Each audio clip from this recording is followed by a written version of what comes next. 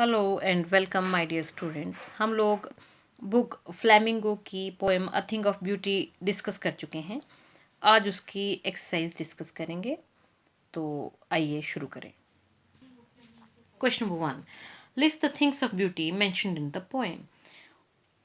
खूबसूरत चीज़ों की जो सूची या वो चीज़ें जो खूबसूरत हैं पोएम में मेंशन की गई हैं, उनकी सूची बनाएं आप।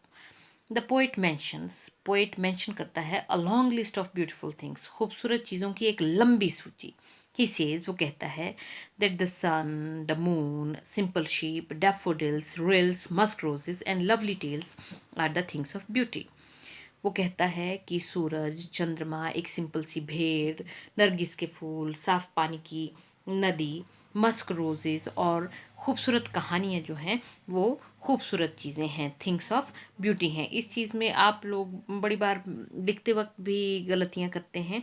जब इतनी सारी चीज़ें एक साथ मेंशन की गई हों तो शुरुआती जो चीज़ें होती हैं उनके बीच में कॉमा ज़रूर लगाएं, और आखिर की जो दो चीज़ें जिनकी काउंटिंग हो रही है उनके बीच में एंड का इस्तेमाल करें, कॉमा का इस्तेमाल वहाँ ना करें। Question number second, list the things that cause suffering and pen.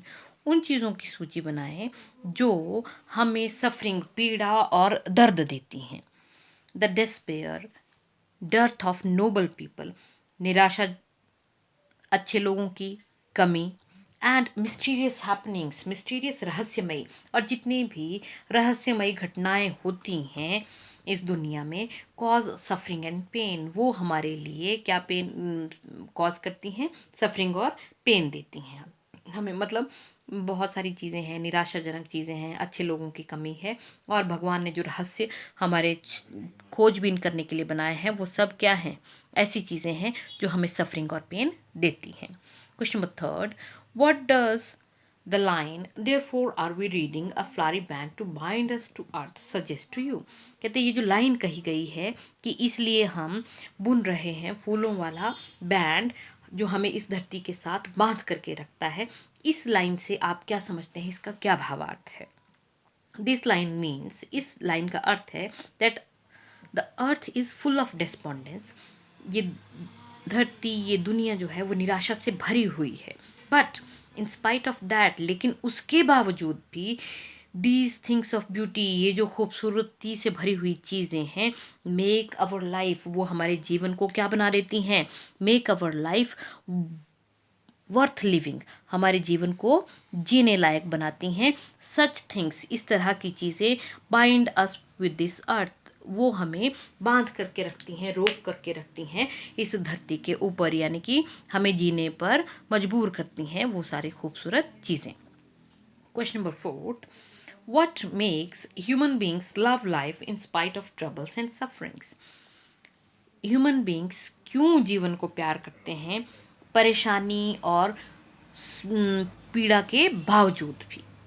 Life is an endless struggle, इस चीज़ का तो हमें भी सबको ही पता है कि जीवन एक अंतहीन संघर्ष है। बट लेकिन things of beauty make our life worth living and beautiful, लेकिन खूबसूरत चीज़ें हमारे जीवन को जीने लायक बनाती हैं एंड ब्यूटीफुल बनाती हैं, खूबसूरत बनाती हैं। There beauty keeps on increasing, इनकी खूबसूरती बढ़ती रहती है, and make us love our life, और वही खूबसूरत चीज़ों की खूबसूरती हमें जीवन को प्यार करना सिखाती है। Question number 5, why is grandeur associated with the mighty dead. महान मरे हुए लोगों के साथ शान क्यों जुड़ी है। इन द फर्स्ट प्लेस, पहली बात तो क्या, mighty dead are remembered by all even after their death, कि ये जो महान लोग हैं इन्हें याद किया जाता है सब लोगों के द्वारा उनके मरने के बाद भी। अदरवाइज कुछ दिन के लिए याद रखा जाता है लोगों को जो मर जाते हैं, उसके बाद सब भूल जाते हैं, लेकिन इस तरह के महान लोगों को हमेशा लोग याद करते हैं। एंड सेकेंडली, और दूसरी बात, they will get the love and blessings of all mighty God, उन्हें परमपिता भगवान का भी प्रेम और आशीर्वाद, वरदान मिलता है। So grandeur is associated with them, इसीलिए उन लोगों के जीवन के साथ, उनकी मृत्यु के साथ ग्रैंड्योर, स्प्लेंडर, शान जुड़ी हुई है। Question number 6, Do we experience things of beauty only for short moments, or do they make a lasting impression on us? क्या हम खूबसूरत चीज़ों को थोड़ी देर के लिए अनुभूत करते हैं, या फिर उनका हमारे ऊपर बड़े लंबे समय तक इम्प्रेशन रहता है, छवि रहती है, छाप रहती है? वी मे सी और notice a thing of beauty for a short time. हाँ, हम हो सकता है बड़े थोड़े समय के लिए किसी खूबसूरत चीज़ को देखें या उसकी तरफ हमारा ध्यान जाए, बट इट्स इम्प्रेशन, लेकिन इसकी जो छवि है, इसकी जो छाप है ऑन अस, हमारे ऊपर, इज़ लॉन्ग लास्टिंग। वो लॉन्ग लास्टिंग है, बड़े लंबे समय तक चलने वाली है। It delights in the hours of despair. ये खूबसूरत चीज़ की जो खूबसूरती है, उसकी जो याद है, वो हमें डिलाइट करती है, आनंदित करती है, इन आवर्स ऑफ डेस्पेयर, निराशा के क्षणों में। And makes our life worth living, और उसी के कारण हमारा जीवन जीने के लायक बनता है। Question number 7, what image does the poet use to describe the beautiful bounty of earth? ये जो इस धरती का खूबसूरत खजाना है, भंडार है खूबसूरती का, उसको दर्शाने के लिए किन शब्दों का प्रयोग करता है कवि? द पोएट सेज, कवि कहता है, दैट दीज ब्यूटिफुल थिंग्स, कि ये सारी खूबसूरत चीज़ें कैसी हैं? Are like an endless fountain, वो एक अंतहीन झरना है, ऑफ इमॉर्टल ड्रिंक, किस चीज़ का? अमृत का एक अंतहीन झरना है, pouring on to us from the brink of heaven, वो वाला झरना जो स्वर्ग के छोर से हमारे ऊपर गिर रहा है। और काहे का झरना है वो? अमृत का झरना है।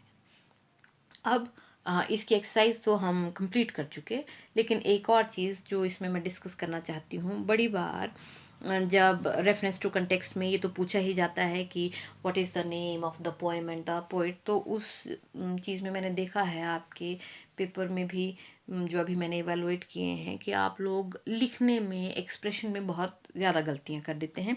तो इस पोएम के लिए ही अगर आपसे पूछा जाए कि what is the name of the poem and the poet, तो आप उसको कुछ इस तरह से लिखेंगे। The name of the poem is, inverted comma शुरू करेंगे, अ थिंग ऑफ ब्यूटी। अब इसमें आप देखेंगे कि इस पोएम का जो टाइटल है वो 1 2 3 4 वर्ड्स हैं इसमें। तो 4 वर्ड्स में सारे के सारे वर्ड्स हम कैपिटल से शुरू करेंगे। हाँ, ये जो तीसरा वर्ड है, ये एक प्रेपोजिशन है, जैसे ऑफ, ऑन, एट आएगा, तो वो स्मॉल से आप शुरू कर सकते हैं, उसको कैपिटल करने की ज़रूरत नहीं है। लेकिन बाकी सारे के सारे वर्ड्स का पहला लेटर कैपिटल रहेगा, और उसको आप इन्वर्टेड कॉमास में रखेंगे। And it's poet is John Keats. John Keats के नाम का भी 2 पार्ट हैं, जॉन और कीट्स, तो इसका जे और के जो है वो कैपिटल से ही शुरू होगा, और इसको हमेशा आप अंडरलाइन करेंगे, हाईलाइट करेंगे, या फिर इन्वर्टेड कॉमा के अंदर रखेंगे। आज के लिए इतना ही। Thank you.